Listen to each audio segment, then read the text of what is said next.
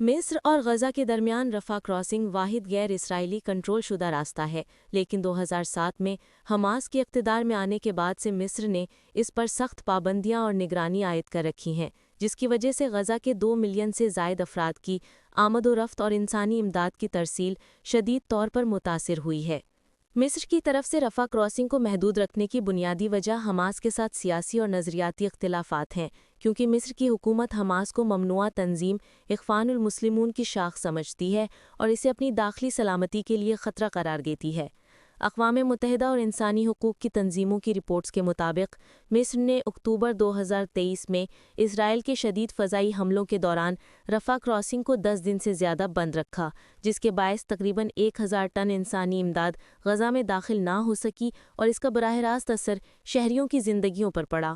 2013 سے 2015 کے دوران مصر نے سینا اور غزہ کے درمیان 1500 سے زیادہ سرنگیں تباہ کیں جو غیر رسمی تجارتی اور امدادی راستے سمجھی جاتی تھیں۔ اس اقدام سے غزہ کی ناکہ بندی مزید سخت ہو گئی اور اقتصادی بحران میں اضافہ ہوا۔ مصر کی سرکاری پالیسیوں اور ذرائع ابلاغ میں حماس کے خلاف سخت موقف دیکھا گیا ہے، جہاں اسے دہشت گرد تنظیم قرار دیا جاتا ہے اور یہ بیانیہ اسرائیل اور مغربی ممالک کے موقف سے ہم آہنگ ہے،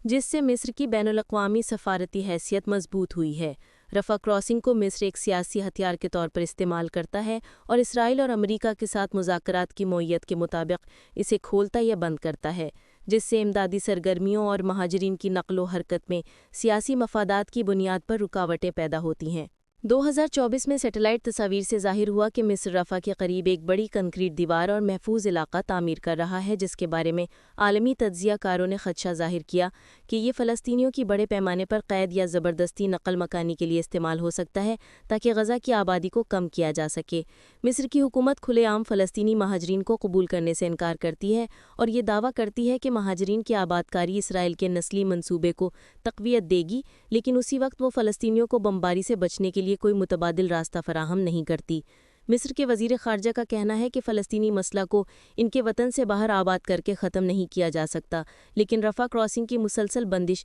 اس بیان کی تردید کرتی ہے اور فلسطینیوں کی حالات زار کو مزید خراب کرتی ہے۔ مصر اپنی سخت پالیسی کو سینا میں علاقائی استحکام اور داخلی سلامتی کے نام پر برقرار رکھتا ہے، کیونکہ مہاجرین کی بڑی تعداد کو وہ بدامنی اور ممکنہ بغاوت کے خطرے کے طور پر دیکھتا ہے۔ مصر کو ہر سال تقریباً 1 ارب 30 کروڑ ڈالر کی امریکی فوجی امداد ملتی ہے، جو اسرائیل کے بعد سب سے زیادہ ہے، اور اسی مالی تعاون کی بنیاد پر مصر کی غزہ اور خطے سے متعلق پالیسی امریکی اور اسرائیلی سلامتی کے مفادات کے تابع چلتی ہے۔ انسانی حقوق کی عالمی تنظیمیں جیسے ایمنسٹی انٹرنیشنل اور ہیومن رائٹس واچ مصر کی رفح کراسنگ پر پابندیوں اور امداد کی رکاوٹوں کو غزہ کے انسانی بحران میں اضافے کا سبب قرار دیتی ہیں، جس سے لاکھوں فلسطینی متاثر ہو رہے ہیں۔ مصر کی سول سوسائٹی اور عوامی احتجاجات مسلسل فلسطینیوں کی حمایت میں آواز اٹھاتے رہے ہیں اور رفح کراسنگ کے کھلنے کا مطالبہ کرتے رہے ہیں، لیکن حکومت سخت احتجاجی قوانین کے تحت مظاہرین کو گرفتار کر لیتی ہے، جس سے آزادی اظہار رائے محدود ہو جاتی ہے۔